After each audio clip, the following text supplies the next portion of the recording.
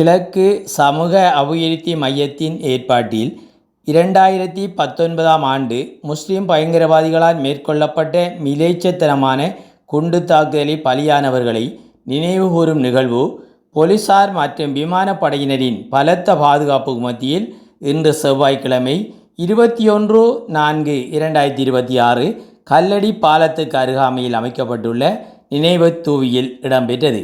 கிழக்கு சமூக அபிவிருத்தி மையத்தின் நிறைவேற்று பணிப்பாளர் முகாரி முகமட் தலைமையில் நடைபெற்ற இந்நிகழ்வில் பணவிதா ரொசைரா டேவிட், பணவிதா ஜோசப் மேரி, அருட்சகோதரிகள், உயிர் நீத்தோரின் உறவுகள், ஊடகவியலாளர்கள் என பலர் கலந்து கொண்டனர். இதன்போது நிகழ்வில் கலந்து கொண்டோரால் மெழுகுவர்த்தி ஏற்றப்பட்டு மலரஞ்சலி செலுத்தப்பட்டது.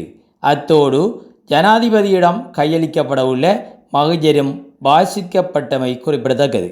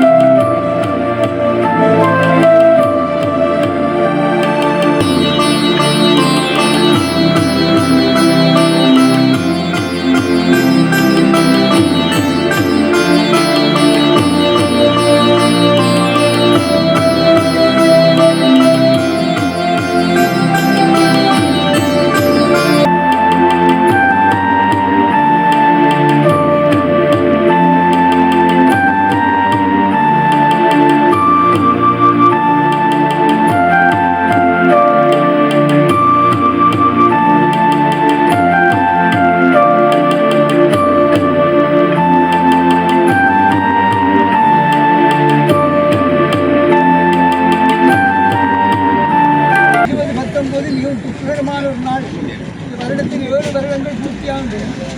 வருடங்கள் ஓடினாலும் இதுவரை இதன் உண்மையான சூத்திரதாரி யார் என்பதை கண்டுபிடிக்க முடியாமல் இருக்கின்றார்கள். சரியான நபர் பிடிபடவும் இல்லை, தண்டிக்கப்படவும் இல்லை. முறைகேடான நிர்வாகத்தினால் இது நடந்தது என்று கூறப்பட்டிருக்கின்றது. 269 பேர் கொல்லப்பட்டார்கள். இதில் 45 பிள்ளைகள், 45 வெளிநாட்டவர்கள், காயப்பட்டவர்கள் 500 பேர். இதில் பாதிக்கப்பட்டவர்களின் குடும்பங்கள், இறந்தவர்களின் குடும்பங்கள் வாழ்க்கை இழந்து நேரில் துன்பத்தில் கண்ணீரில் ஆழ்ந்தவர்களாக எத்தனையோ பேர் இருக்கின்றார்கள். இவர்களுக்கு என்ன பதிலை இஸ்லாம் கூறுகிறது. இறைவா, நீரே எம் சக்தி, நீரே எமக்கு எல்லாம், நீரின்றி நாம் இல்லை. இதனால் உங்களிடம் கெஞ்சி கேட்கின்றோம். இதற்கு முடிவு வர வேண்டும். மக்கள் அமைதியோடு வாழ வேண்டும். உம்மால் முடியாத ஒன்றுமில்லை. இறந்தவர்கள் எவராக இருந்தாலும் அவர்கள் நீர் அரவணைக்க வேண்டும், ஆதரவளிக்க வேண்டும். இதனால் துன்புற்று எல்லாம் இழந்தோடு இருக்கின்ற மக்களுக்கு நான் இருக்க பயமே என்கின்ற உண்மையை போற்றியது. நீதி நிலைநாட்டப்பட வேண்டும். எப்போதும் நன்மைக்கும் அளிக்கப்பட வேண்டும். இறைவா, நீயே எல்லாம். ஆமென். இயேசுவை நோக்கிய செபம். மகா மதுரம் பொருந்திய நல்ல இயேசுவே, அடியேன் தேவருடைய சமூகத்தில் முழந்தால் படியிட்டு சாஷ்டாங்கமாக விழுந்து என் கைகளையும் கால்களையும் குலைத்தார்கள், என் எலும்பெல்லாம் எண்ணினார்கள் என்று தேவரீரை பற்றி முன்னர் தாவீது என்கின்ற தீர்க்கதரிசி உமது திருவாயின் வாக்கியமாக வசனித்ததை என் கண் முன்பாக கண்டு தேவருடைய 5 திருக்காயங்களையும் மிகுந்த மனவுருக்கத்தோடு துக்கத்தோடும் எண்ணுள்ளத்தில் தியாகிக்கின்ற இந்த நேரத்தில் திடரான விசுவாசம், நம்பிக்கை, இறையன்பு என்ற புண்ணியங்களையும் என் அக்கிரமங்களின் மேல் மெய்யான மனஸ்தாபத்தையும் அவைகளை திருத்த மெத்த உறுதியான பிரதிக்கணைகளையும் என் இதயத்தில் பதிய செய்தருள வேண்டுமென்று என் நல்ல இயேசுவே தேவரீரை என் ஆத்மாத்தின் ஆத்துமத்தின் மேலான ஆசை அவளோடு இறந்து மன்றாடி பிரார்த்திக்கின்றேன் சுவாமி. ஆமேன்.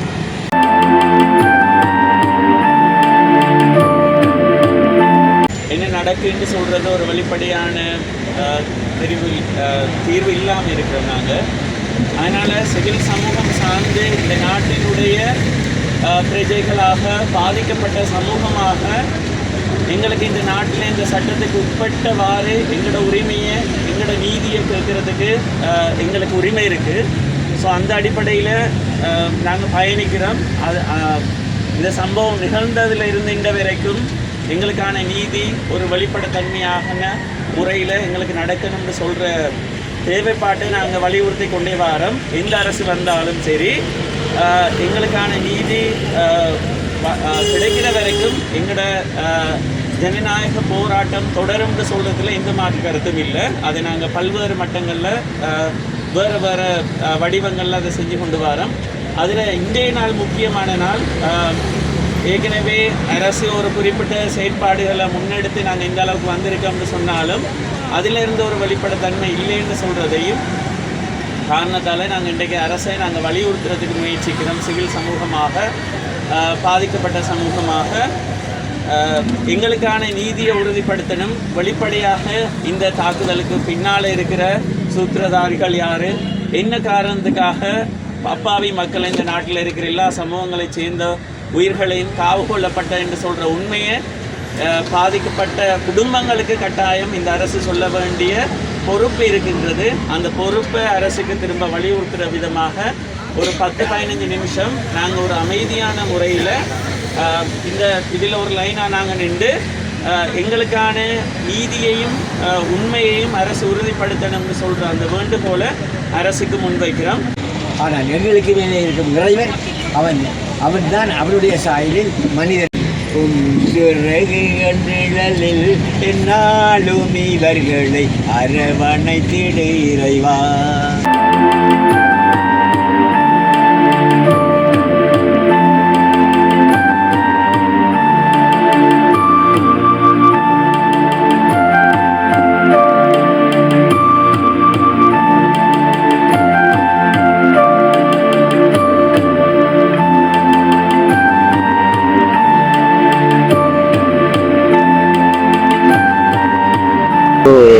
தீர்ப்பு எங்களுக்கு ஒரு நல்ல ஒரு இதுகளும் கிடைக்கல. ஆனால் இந்த அரசாங்கம் இப்போ 1.5 வருஷமாக போகுது. வருடத்துக்கு முதல் ஒரு அவங்க அறிக்கொண்டு விட்டுருந்தாங்க. 2 கிழமையால் நாங்கள் இதுக்குரிய தீர்மானத்தை நாங்கள் அறிவிப்போம். ஈஸ்டர் குண்டுவெடிப்பில் பாதிக்கப்பட்ட மக்களுக்கான நீதியை பெற்றுத் தருவோம். அதுக்குரிய ஃபைல்கள் எல்லா விதமான எங்களும் கைவசம் இருக்குது என்று சொல்லி சொன்னாங்க. ஆனால் இப்போ பார்க்க சொல்ல அடுத்த இதில் ஒரு 6ஆவது வருஷம் அந்த இது பேசப்பட்டது. 7ஆவது வருஷத்துலேயும் நாங்கள் கடந்து நிற்கிறோம். இது வரைக்கும் நீதி கிடைக்கல. ஆனால் இந்த அரசாங்கம் என்ன செய்ய போகிறாங்கன்னு எங்களுக்கு ஒன்று விளங்கலை. எங்களுக்கு கட்டாயம் இதுக்காக நீதி கிடைக்கணும் என்று சொல்லி சொன்னால் 7 வருடங்களாக போயிட்டு 7 வருடத்திலையும் எங்களுக்கு எல்லோரும் மன உளைச்சல் தான் இருக்கிறோம். சரியான மன உளைச்சல். நாங்கள் அதுலேருந்து பாதிக்கப்பட்டு உடலாலையும் உள்ளத்தாலையும் பாதிக்கப்பட்டு இதில் வந்திருக்கிற உறவுகள் அனைவருமே அந்த ஒரு மனநிலை இருக்கிறாங்க. தயவு செய்து அதாவது இந்த அரசாங்கம் எங்களுக்கான இந்த நீதியை அதாவது இனியும் தட்டி கழிக்காம இந்த வருடத்துக்குள்ளேயோ அடுத்தது அல்லது வார கிழமையிலையோ எங்களுக்கான நீதியை பெற்றுத்தரணும் என்று சொன்னால் உங்களுக்கு எல்லாம் தெரிஞ்சுதான் நீங்கள் எங்களுக்கான இந்த வெளிப்படையாக நீங்கள் சொன்னீங்க. நாங்கள் யார் செய்வது என்று சொல்லி நாங்கள் முக்கியமாக ஒரு பாதிக்கப்பட்ட உறவு மூலமாகவும் ஒரு தகப்பனாக நான் வேண்டுகோள் விடுறேன். கட்டாயம் நீங்கள் இதுக்குரிய ஒரு சரியான ஒரு முடிவை தரணும். இல்லைன்னு சொல்லி சொன்னால் இந்த அரசாங்கத்தின் ஒரு போலியான ஒரு விஷயமாகத்தான் நான் போக நினைக்கிறேன். எல்லாம் வாய் சொல்லில் போகிற மாதிரி இருக்கக்கூடாது.